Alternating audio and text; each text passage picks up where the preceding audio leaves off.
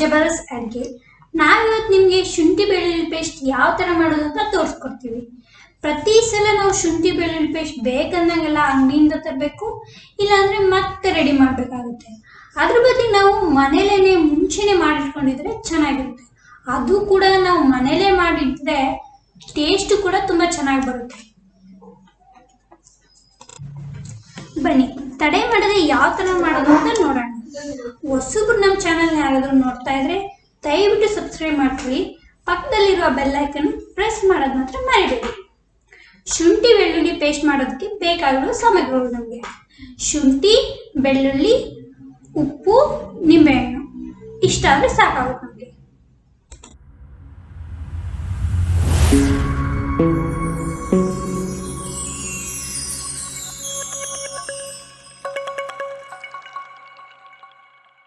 Already ನಾವು ಸಿಪ್ಪೆ ಎಲ್ಲ ತೆಗೆದಿಟ್ಕೊಂಡಿದ್ವಿ.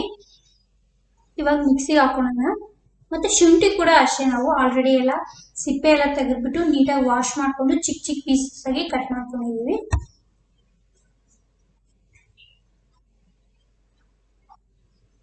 ಈಗ ನಾವೊಂದು ನಿಂಬೆಹಣ್ಣು ಕೂಡ ಹಾಕೊಳ್ಳೋಣ.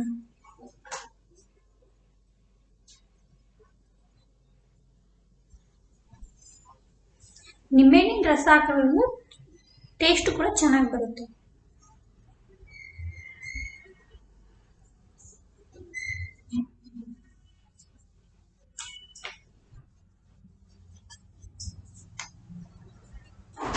ನೀವು ಎಷ್ಟು ಬೆಳ್ಳುಳ್ಳಿ ತಗೊಂಡಿರ್ತೀರೋ ಅದ್ರಲ್ಲಿ ಅರ್ಧದಷ್ಟು ಶುಂಠಿ ತಗೊಂಡ್ರೆ ಸಾಕಾಗುತ್ತೆ.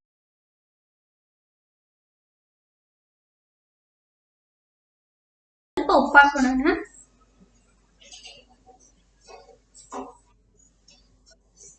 ಇವಾಗ ಮಿಕ್ಸಿ ಹಾಕೋಣ. ನಾವು ನೋಡಿ ಪೇಸ್ಟ್ ಚೆನ್ನಾಗಿ ಆಗಿದೆ. ಈಗ ಇದನ್ನ ನಾವು ಒಂದು ಚೆನ್ನಾಗಿ ಮಿಕ್ಸ್ ಮಾಡ್ಕೋಬೇಕು.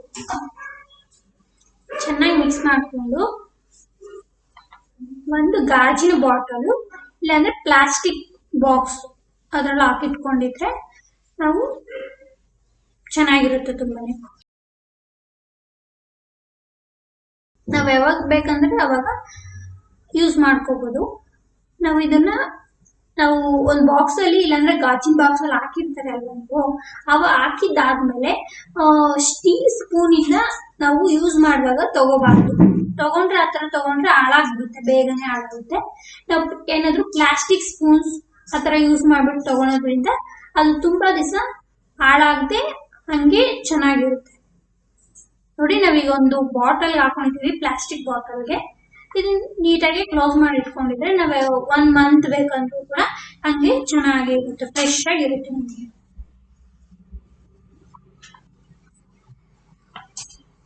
ನೋಡೋದ್ರಲ್ವಾ ಯಾವ ತರ ಶುಂಠಿ ಬೆಳ್ಳುಳ್ಳಿ ಪೇಸ್ಟ್ ಮಾಡೋದಂತ.